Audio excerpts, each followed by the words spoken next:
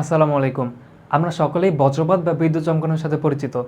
অনেকের এটাকে ভয় পায়, আবার অনেকের মনে প্রশ্ন জাগে যে কেন বিদ্যুৎ চমকায়। সো আজকে আমরা ডিটেলসে জিনিসটা দেখব। এটা বোঝার জন্য তোমার যেই বিষয়টা জানা জরুরি সেটা হচ্ছে পজিটিভ চার্জ আর নেগেটিভ চার্জ পরস্পরকে কী করে, আকর্ষণ করে।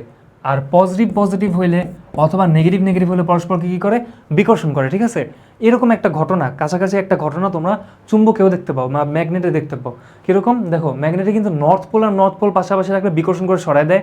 আবার ম্যাগনেটের নর্থ পোল আর সাউথ পোল পাশাপাশি রাখলে কী হয়, আকর্ষণ করে পরস্পরকে।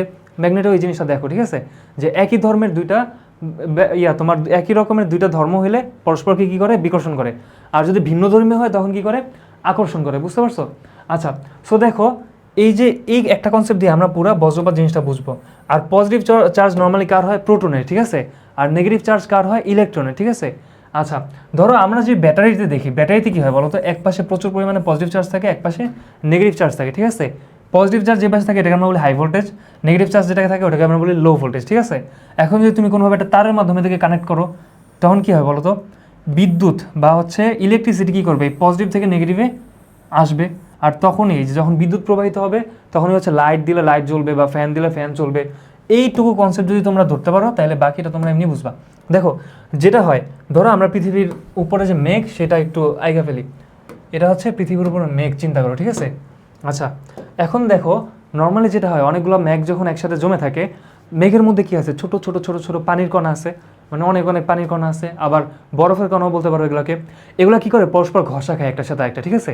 সো ঘষা খাওয়ার কারণে কি হয়, মানে এটা হচ্ছে স্থির তরিতে একটা কনসেপ্ট, যে ওদের এক পাশে পজিটিভ চার্জ জমা হয়, অন্য পাশে নেগেটিভ চার্জ জমা হয়, ঠিক আছে। সো আমরা ধরে নিচ্ছি এদিকে উপরের দিকে কী হবে, ধরো ওর মধ্যে কিন্তু পজিটিভ নেগেটিভ দুইটাই আছে, ঠিক আছে। সো ওদের মধ্যে উপরের দিকে ধরো পজিটিভ চার্জ জমা হলো, ঠিক আছে, মেঘের উপরের দিকে পজিটিভ চার্জ জমা হলো, আর নিচের দিকে একই সাথে কী জমা হবে, নেগেটিভ চার্জ জমা হচ্ছে। বুঝতে পারছো? অর্থাৎ ইলেকট্রন জমা হচ্ছে অনেক। নেগেটিভ চার্জ কার, ইলেকট্রনের না। সো নিচের দিকে নেগেটিভ চার্জ জমা হয়েছে। এখন ধরো এই যে আমি একটা সবুজ দাগ দিছি, ধরলাম এটা হচ্ছে আমাদের পৃথিবীর পৃষ্ঠ। আচ্ছা, পৃথিবীর পৃষ্ঠে কী আছে বলো তো, পজিটিভ চার্জ নেগেটিভ চার্জ দুইটাই আছে না, সবই তো আছে, পজিটিভ নেগেটিভ দুইটাই আছে, তাই না। পৃথিবীও তো মানে বিলিয়ন বিলিয়ন অনুপরমাণু সমন্বয়েই আছে, তাই না, গঠিত। সো এখানে কি অনেক পজিটিভ নেগেটিভ দুইটাই আছে চার্জ। এখন যেটা হবে, এইখানে যেহেতু নেগেটিভ চার্জ, এর হালকা বিকর্ষণের ফলে কী হবে, এইখানে যে নেগেটিভ চার্জটা, দেখো নেগেটিভ নেগেটিভ কী করে, বিকর্ষণ করে না। সো এইখান থেকে নেগেটিভ চার্জগুলো কী করবে, একটু নিচে সরে যাবে, ঠিক আছে।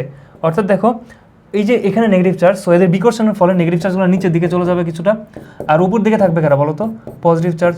অর্থাৎ এটা শোনো, মেইনলি আসলে পজিটিভ চার্জ বলতে আমরা এখানে প্রোটনকে বোঝাচ্ছি না। আসলে কি হয়, এখানে ইলেকট্রনটাই ইলেকট্রনের বিকর্ষণের ফলে নিচে চলে যায়। আর ইলেকট্রন বেশি থাকলে সেটাকে আমরা বলি হচ্ছে নেগেটিভ চার্জ বা হচ্ছে ইলেকট্রনের আধিক্য। আর যেখানে ইলেকট্রন কম থাকে বা ইলেকট্রনের শর্টেজ থাকে সেটাকে আমরা পজিটিভ চার্জ বলি। বুঝছো?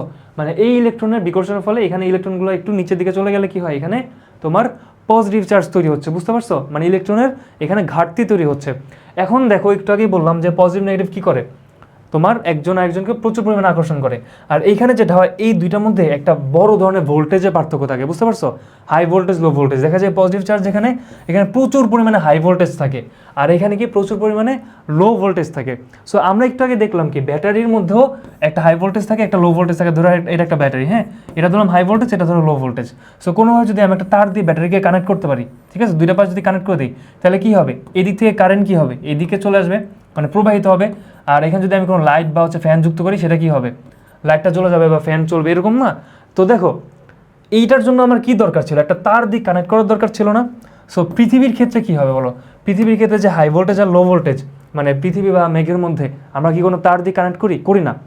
আর এখান থেকে এখানে কিন্তু বিদ্যুৎ প্রবাহ হওয়ার কথাও না। কেন? কারণ হচ্ছে এর মাঝখানে আছে কি, পৃথিবীর যে বায়ুমণ্ডল বা হচ্ছে তোমার এই কি বলে বিভিন্ন ধরনের গ্যাস ট্যাস এরা আছে, তাই না, গ্যাসের কণা বা পরমাণু টরমাণু অনেক কিছু আছে। সো এদের মাঝখান দিয়ে তো ওরা আসার কথা না, এরা তো একটা ইনসুলেটর, ঠিক আছে। কিন্তু যেটা হয়, এইটার মধ্যে প্রচুর পরিমাণে লো ভোল্টেজ থাকে, এটার মধ্যে প্রচুর পরিমাণে হাই ভোল্টেজ থাকে। অর্থাৎ এদের দুই প্রান্তের মধ্যে যে বিভব পার্থক্য বা ভোল্টেজের যে পার্থক্য, সেটা অনেক বেশি হয়। বুঝতে পারছো? সো এত বেশি হওয়ার কারণে কি হয়, তোমার উপর থেকে ইলেকট্রনটা নিচে চলে আসে, মানে এইটা এদের মধ্যে আকর্ষণ অনেক বেশি হয়। বেশি হওয়ার কারণে কি হয়, ইলেকট্রনটা এখান থেকে এইখানে চলে আসে। বুঝতে পারছো? সো দেখো, এইখান থেকে যখন এখানে আসে তখন একটা আগুনের স্পার্ক তৈরি হয়, আগুনের না মানে আলোর একটা স্পার্ক তৈরি হয়। বুঝতে পারছো? যেটাকে আমরা বিদ্যুৎ চমকানো হিসেবে দেখি আর কি, ঠিক আছে। আর শব্দটা কেন হয় দেখো, এইখান থেকে এইখানে যখন একটা মানে তোমার স্ফুলিঙ্গর মতো তৈরি হইতেছে, ঠিক আছে?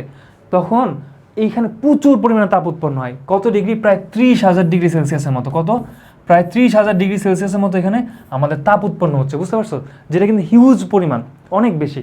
সো এই তাপের কারণে কি হয়, এইখানে যে তোমার ইয়াগুলো আছে, বায়ুর যে ইয়াটা আছে, বায়ুমণ্ডলের যে গ্যাস ট্যাস যা আছে, বা এখানে যে বায়ুটা আছে বা বাতাসটা আছে, সেটা প্রচুর পরিমাণে গরম হয়ে যায় এবং এখান থেকে সরে যায়, ঠিক আছে? সো এই যে বায়ুমণ্ডলের ইয়াটা তোমার সরতেছে বা এখানকার বাতাসটা গরম হয়ে সরে যেতেছে আবার আসতেছে, মানে এরকম এইটার কারণে এখানে কি হয়, প্রচুর পরিমাণে একটা শব্দ তৈরি হয়, ঠিক আছে? সো এটা হয়তো তোমরা অতটা বুঝবা না বা একটু কঠিন লাগতে পারে। সো এটা আমি ডিটেলসে যাচ্ছি না, এটুকু বুঝো যে হচ্ছে এখানে প্রচুর পরিমাণে গরম একটা অবস্থা তৈরি হয়, ঠিক আছে? বাতাস একদম মানে আয়নিত হয়ে যায়, এরকম অবস্থা। সো এইখানে এই জন্য শব্দটা তৈরি হয়। আর এইখান থেকে এখানে ধরো এক ধরনের বিদ্যুতের মতোই প্রবাহিত হইতেছে, ঠিক আছে? বাট সেখানে কিন্তু কোনো তারের প্রয়োজন হইতেছে না। কেন? কারণ এই দুই প্রান্তের মধ্যে প্রচুর পরিমাণে তোমার ভোল্টেজের পার্থক্য থাকে, ঠিক আছে? সো এইটাই হচ্ছে মেইনলি বিদ্যুৎ চমকানোর কারণ পৃথিবীতে। সো তোমাদের যদি ভিডিওটা ভালো লাগে তাহলে হচ্ছে আমাদেরকে সাবস্ক্রাইব করে রাখো চ্যানেলটা। আর নেক্সট দিন আবার দেখা হচ্ছে আমাদের ইনশাল্লাহ। সো ভালো থাকবা, আল্লাহ হাফেজ।